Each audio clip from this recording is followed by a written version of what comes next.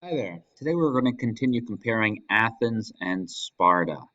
So here we see ancient Greece. We can see Sparta is to the south in the Peloponnesian Peninsula, and we see Athens is northeast of it.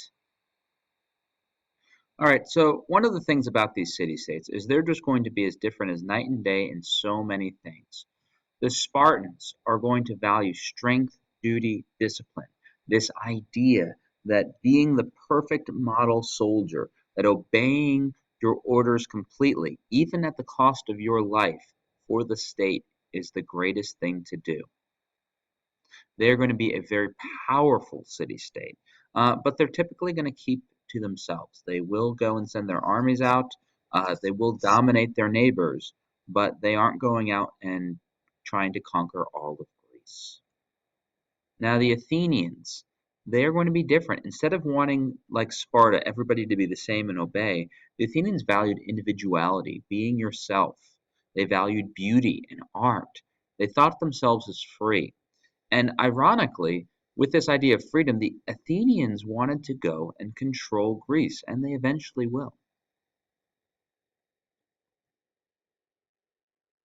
So, democracy is going to start in Athens. We're going to have direct democracy where all citizens are able to go vote.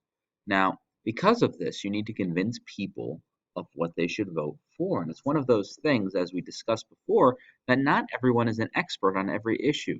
So, therefore, people would debate and have great orations, meaning arguments, speeches, going to go prove that their way is right. Now, if you are a citizen, it is considered your duty to vote and participate in government.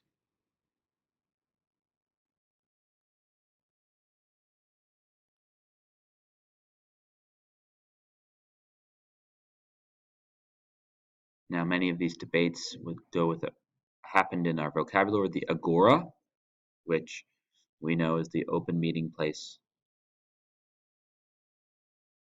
Now, as we said before, education was a requirement for all boys. If you are 20 years old, a boy, and have an Athenian parent, you are a citizen. Unfortunately, if you are a girl, you will not be educated in a school. You might be taught at home and by a tutor if your parents were incredibly wealthy. And unfortunately, women were not made citizens in Athens.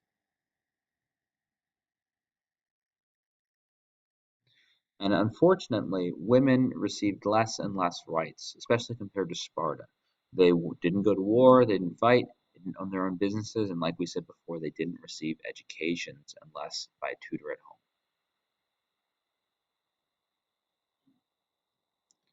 Now, like we said, art is going to be very important in Athens. There's going to be many sculptures, lots of theater with comedies and dramas next to Sparta. Now, like we said before, Sparta's sole focus was war and strength.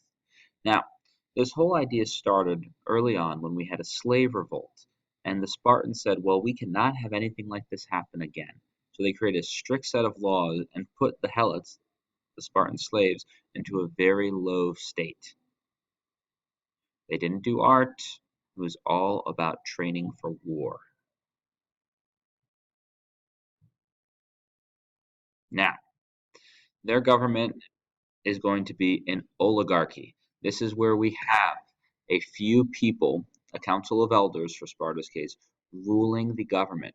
Now, those elders are going to choose two people to be rule as kings who are primarily going to be military leaders.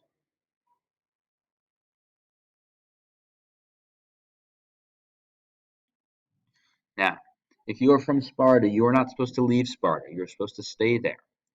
You wouldn't go visit Sparta either. They did not welcome outsiders. It was a very closed-in community.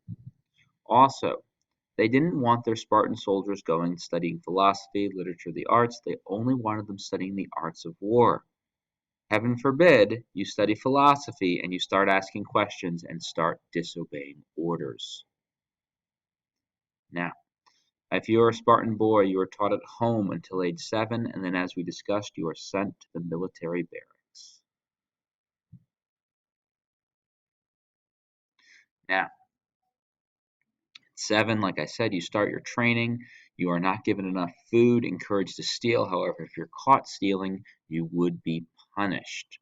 Then, what they would do at 13, they would simply drop you off in the woods and you had to survive. Now, obviously, in the woods, you'd encounter ferocious beasts, dangers, cold. You'd be given pretty much just your cloak and a spear. Now, typically, you got married around age 20, but you would still live in the barracks until you are 30. If you wanted to go visit your wife, you better get good at escaping, but don't get caught, or once again, you would be punished. You became a full citizen at age 30, and you're able to move home. However, Spartan families didn't go and live like you or I do. They don't have dinner with their family in the evening. Every Spartan family would go to the mess hall and eat together. They would bring a collection of ingredients that they would add to the pot. It was always joked that the Spartan food was so bad, so bland, so gross. It would be like a black um, oatmeal, black gruel, that they would say that it was better to go off and fight than to have to eat the food.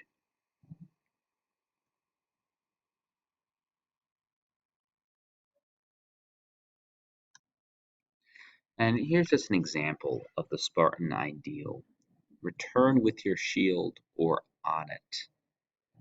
Imagine your mother telling you, return from battle victorious or return dead.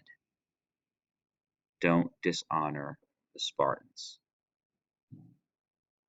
Now, like we said, um, they inspected their children at birth. Babies were bathed in wine after they were born.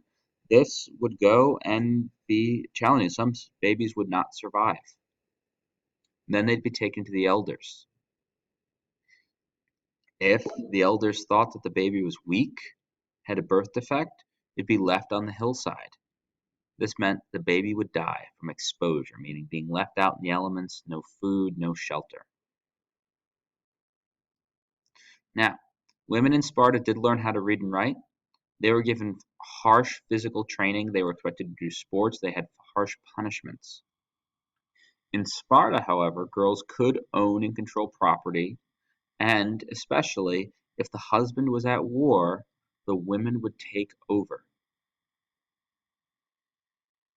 And women were even trained with the spear, expected that if Sparta was attacked when the men were gone, that they would defend the city state.